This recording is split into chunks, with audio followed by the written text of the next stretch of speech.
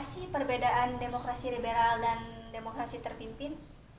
Oh, nah kalau demokrasi liberal itu sistem pemerintahan yang menekankan kebebasan individu dan hak asasi manusia. Dalam demokrasi ini pemerintahannya berdasarkan pemisahan kekuasaan yang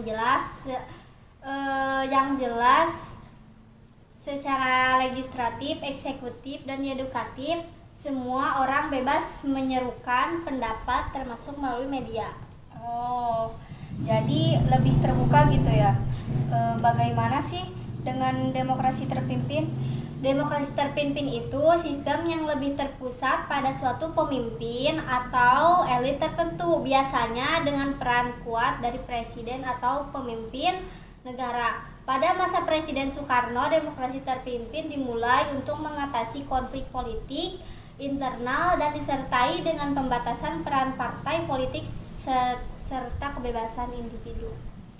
Oh, jadi dalam demokrasi terpimpin pemimpin punya kontrol lebih besar gitu ya.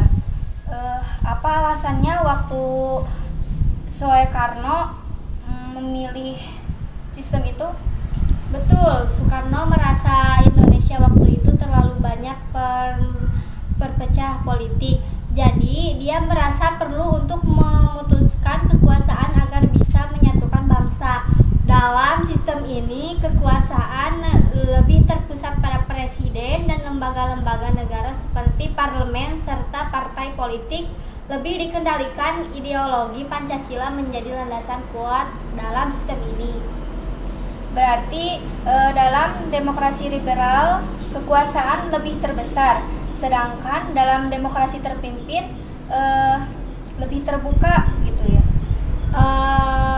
Tepat sekali, demokrasi liberal mendukung pluralisme dan persaingan politik yang bebas. Sementara demokrasi terpimpin lebih menekankan stabilitas dan persatuan meski kadang mengorbankan kebebasan politik. Menarik sih. Jadi kedua